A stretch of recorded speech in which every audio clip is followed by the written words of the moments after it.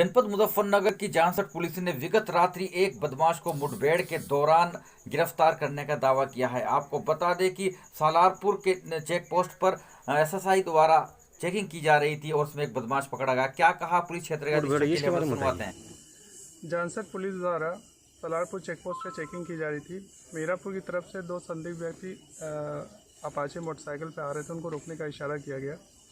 रोकने के इशारे पे ही जो है उन्होंने पुलिस पे जान से मारने की नीयत से फायर कर दिया। जवाबी कार्रवाई में एक के पैर में गोली लगी। दूसरा साथी इनका फरार हो गया। इनका आपराधिक इतिहास पता किया गया तो इन पर लंबा चौड़ा आपराधिक इतिहास है। इन पर आधा दर्जन से अधिक मुकदमे हैं और प्रमुखतः यह गोकश है और इसका एक साथी फरार हो गया। उसकी काउंटिंग की जा रही है। सर, इन पे इनाम भी है कुछ? नहीं, इन पे इनाम नहीं है। इनका पता किया गया, इन पे कोई इनाम नहीं है। और ये अभी हालिया जो है जानसठ थाने पर लिखे गए गोकशी के मुकदमे में वांछित है। ये थे पुलिस क्षेत्र अधिकारी शकील अहमद, जो कि सूचना पर तत्काल मौके पर पहुंचे और उन्हें जानकारी दी। इसके अलावा जो प्रभारी निरीक्षक हैं दीपक चतुर्वेदी, उन्होंने बताया कि पकड़े गए जो अभियुक्त है उसका नाम अयूब है और मीरा कटोली का रहने वाला है। उसके ऊपर गोकशी के मामले दर्ज हैं। आपको ये भी बता दें कि एसएसआई बीरबल जब चेकिंग कर रहे थे तभी उनको अपाची मोटरसाइकिल पर संदिग्ध नजर आए थे और जब ही उसकी तलाश में जैसे ही उन्होंने रोका टोकी की तो उन पर फायर करने का दावा किया गया है। और फायर करने के बाद पुलिस को पर भी जवाबी कार्रवाई में पुलिस की गोली लगी है और पुलिस की गोली लगने के बाद बदमाश घायल हुआ है। बताया गया है कि दूसरा साथी फ़ायदा उठाकर भाग गया है। अब इनके खिलाफ कार्रवाई कर जेल भेजा जा रहा है।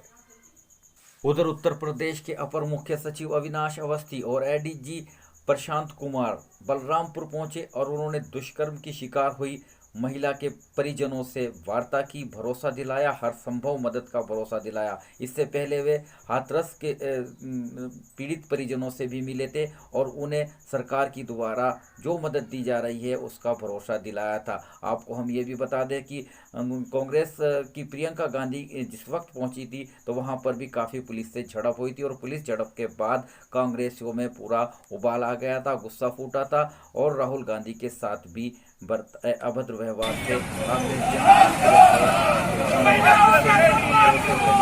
प्रदर्शन किया जा रहा है। लेकिन इसी दौरान जहां प्रदर्शन किए जा रहे हैं उसके बाद उत्तर प्रदेश के मुख्यमंत्री योगी आदित्यनाथ द्वारा भी अपना बयान जारी किया। उन्होंने कहा कि विकास के मार्ग में रोड़ा अटका रहे हैं विपक्ष और जातिवाद दंगा कराने के पक्ष में है विरोधी। उन्होंने विरोधियों पर निशाना साधा और कहा कि सरकार हर तरह से पीड़ितों की मदद करेगी, सबको सुरक्षा मुहैया कराएगी और उन्होंने कहा है कि तत्काल कार्रवाई के लिए सरकार कोई कसर नहीं छोड़ेगी, सभी को सुरक्षा दिलाना उनका कर्तव्य। आइए सुनवाते हैं उन्हीं की ज़बानी क्या कहा उन्होंने। इसे विकास अच्छा नहीं लग रहा है।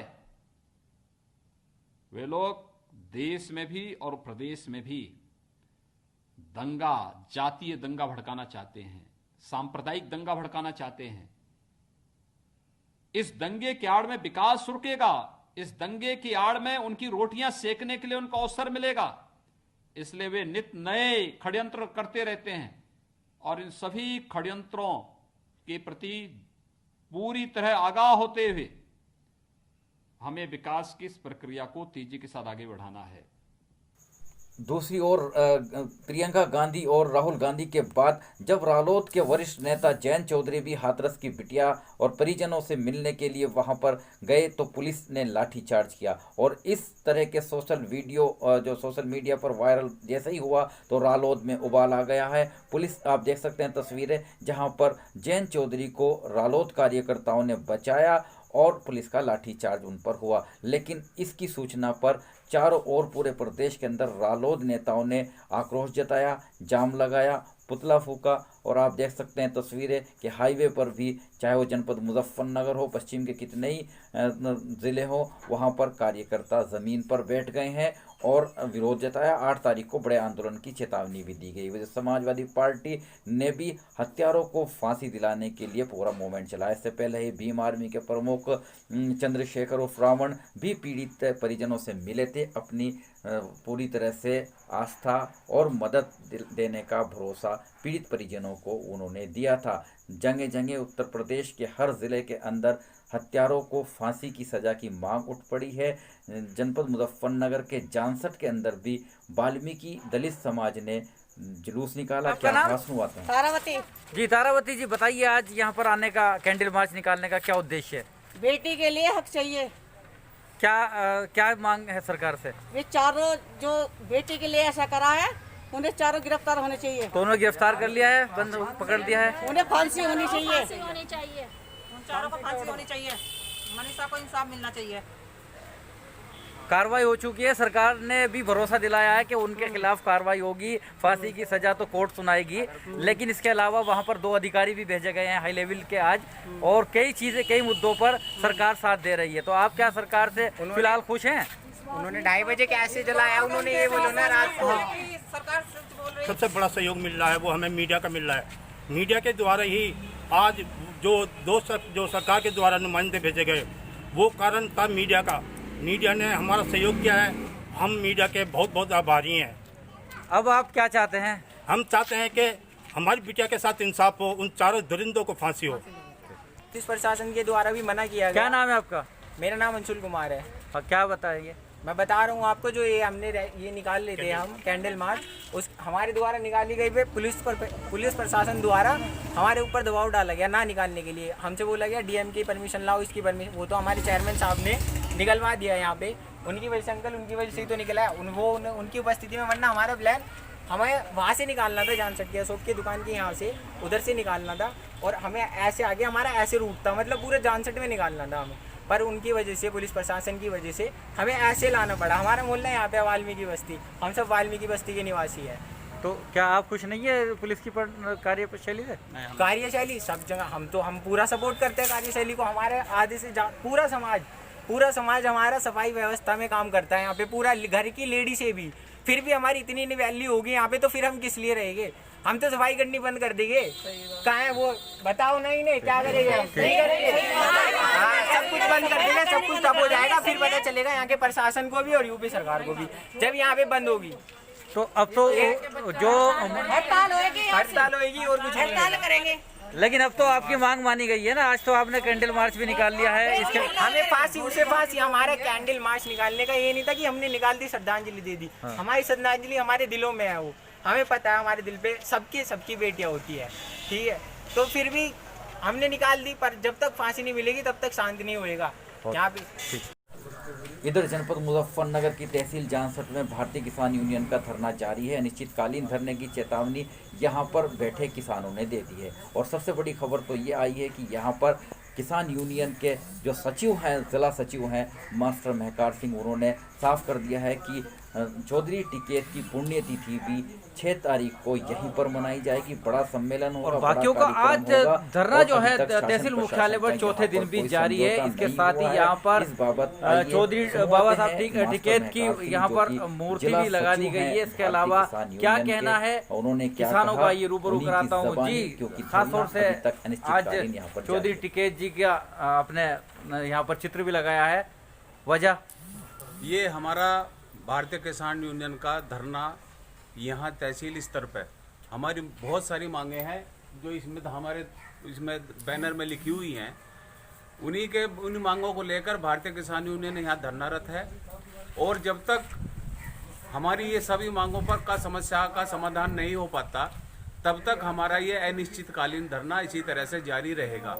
क्या आगामी कार्यक्रम? और 6 तारीख में बाबा जी की पुण्यतिथि है। पुण्यतिथि के अवसर पर भारतीय किसान यूनियन पूरे जानसठ तहसील के सभी पदाधिकारी, कार्यकर्ता, किसान भाई यहीं मौजूद हवन करेंगे सुबह, और बाबा जी को श्रद्धांजलि यहीं से, इसी स्थल पर से दी जाएगी। और अगला जो हमारे हाई कमान का निर्देश होगा कि बड़ा कार्यक्रम यहाँ होगा। बड़े कार्यक्रम में जो भी हाई कमान और प्रशासन आपस में बातचीत करेंगे, और जो हमारे हाई कमान हमें निर्देश करेगा उसका हम पालन करेंगे। जब तक हमारी मांगों को न्यायोचित तरीके से नहीं सुना जाता प्रशासन द्वारा, तब तक हमारा अनिश्चितकालीन धरना दिन रात इसी स्थान पर जारी रहेगा। जी सर।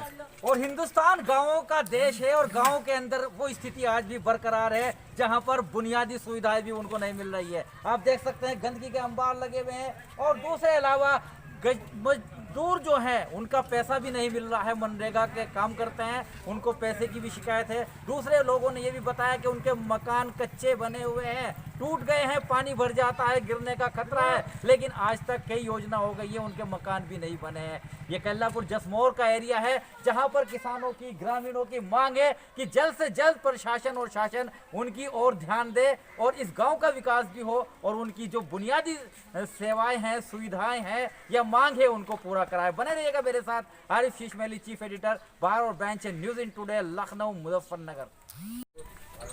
आइए दिखाता हूँ कैलापुर जसमोर के इस गांव का नज़ारा जहां पर काफ़ी गुस्सा है ग्रामीणों में और उन्होंने हमें अपने घरों की स्थिति दिखाई, अपनी आर्थिक स्थिति दिखाई और उन्होंने जमकर आक्रोश जताया। क्या कहा बताओ, क्या मांग है, क्या परेशानी है? जी बनवाना हमें आप। ये कच्चा मकान है पूरा? बिल्कुल कच्चा मकान है, टूटा बड़ा अंदर साहब। ये तो कितने बच्चे इसमें फैमिली रहती है? इसमें फैमिली रहती है, इसमें कितने लोग रहते हैं? 8 लोग। तो आपने मांग करी कभी सरकार से? जी करे कि 2 साल हो गए लिख रखा, बस पहले नंबर पढ़ रहा है, मकान भी लिख रखे जी। कई योजना चली गई लेकिन तीसरी योजना है जी, तीसरी सब सुन लो। सब बोल कुछ नहीं बनाना, रख बिरना बनवाया था, बता दी तीसरी योजना चली गई। और अभी तक कोरोना का खतरा समाप्त नहीं हुआ है। दिशा निर्देश सरकार के हैं, हर किसी को मास्क लगाना होगा और मास्क न लगाने वालों पर कार्रवाई जारी है। आप देख सकते हैं अफसर अली एसआई द्वारा जानसर में चालान किए गए, लगातार चेकिंग अभियान।